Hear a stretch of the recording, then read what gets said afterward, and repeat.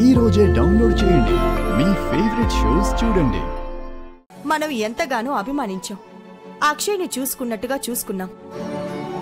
మన ఇంటికి ఎప్పుడైనా రావచ్చు, ఎప్పుడైనా పోవచ్చు అని చనువిస్తే అది దుర్వినియోగం చేసుకుంది. అత్త కూడా అర్చన్ని బాగా ఆదరించింది.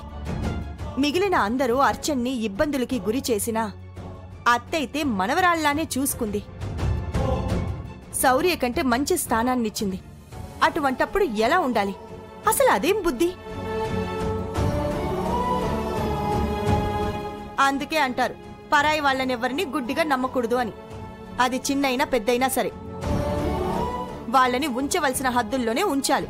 నెత్తిమితికి ఎక్కించుకుంటే అసలు బుద్ధిని బయట పెట్టేస్తారు. ఇంకా నయం, మనం సరైన సమయంలో వెళ్ళాం. లేదంటే ముక్కు పుడుకుతో బయటకు పోయుండేది, పట్టుకోలేకపోయిండేవాళ్ళం. అటువంటి తప్పు చేసుంటుందంటే నాకింకా నమ్మాలి అని అనిపించటం లేదక్కా. కూతురు స్థానం ఇచ్చి ప్రేమను పెంచుకున్నావు కాబట్టి నువ్వు నమ్మలేకపోతున్నావు. తనని నువ్వు కూతురు స్థానంలో అభిమానించకపోయుంటే నమ్ముండేదానివి. లేదక్కా, నువ్వు ఎన్నైనా చెప్పు, తను దొంగతనం చేసుండదు. ఆ నిందను తన మీదకి కావాలనే వేసుకుంది. అర్చన కూడా నాలాగా అమ్మవారికి ఆరాధికురాలు, సేవకురాలు. సేవ చేసేవారు చెడు చెయ్యరు. మహిమలు గలవారు మోసం చెయ్యరు. శక్తులు గలవారు చెడుదారిన నడవరు. వారిదెప్పుడు సన్మార్గం, సనాతన మార్గం, ధర్మం వైపే పయనం.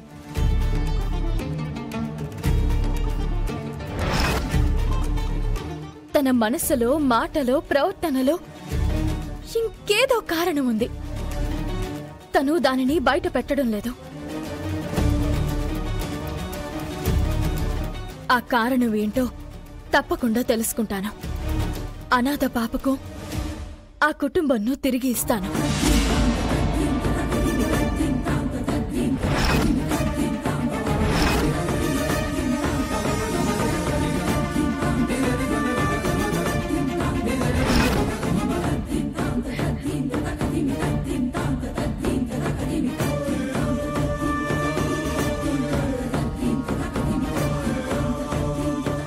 ఈ రూపంలో ఉండి అమ్మా నాన్నల్ని కలపగలుగుతానని అనుకున్నాను.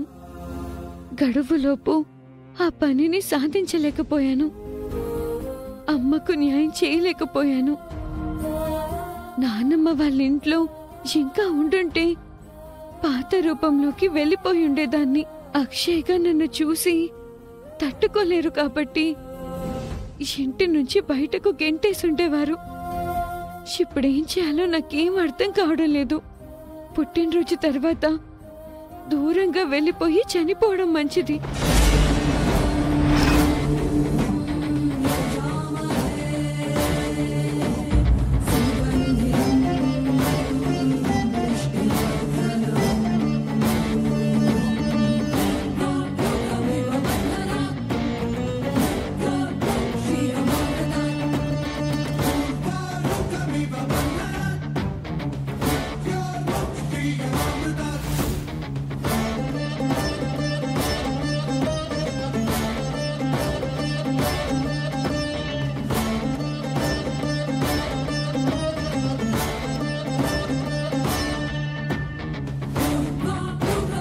ఆకలవుతుంది, ప్రసాదం కూడా లేదు.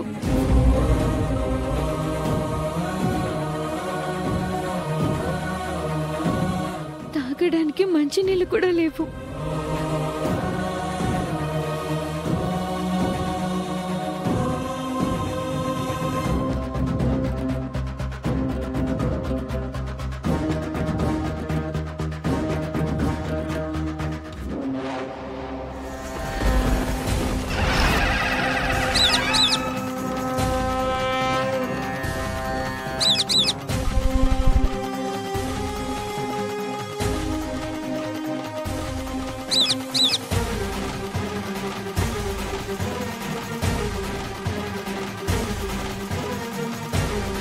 నాకు ఆకలవుతుందని నా కోసం జామ పండుని తీసుకొచ్చావా చిలకమ్మ? Thank you Chilakamma.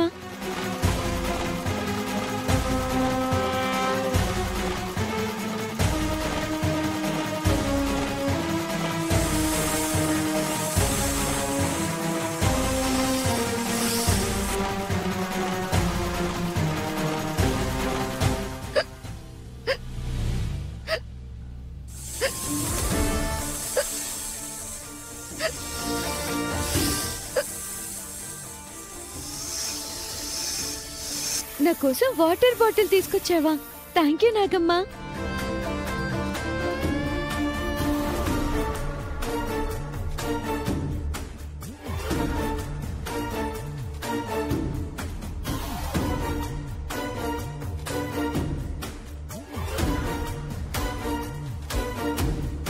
నా ప్రతి కష్టంలోనూ మీరు అండగా ఉంటున్నారు.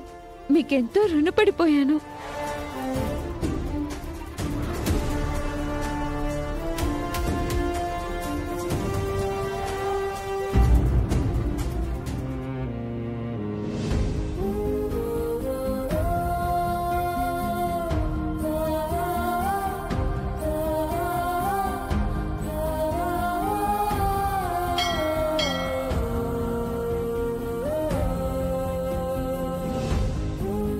అర్చన ఈ గుడిలోనే ఉండుంటుంది.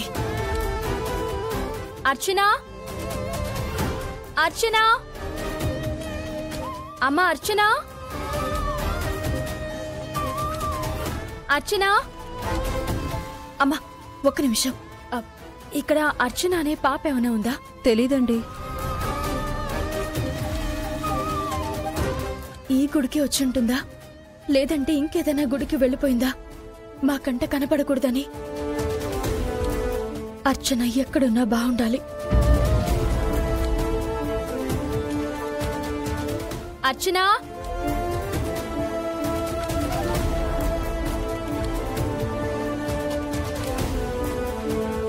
పూజారి గారు చెప్పండమ్మా.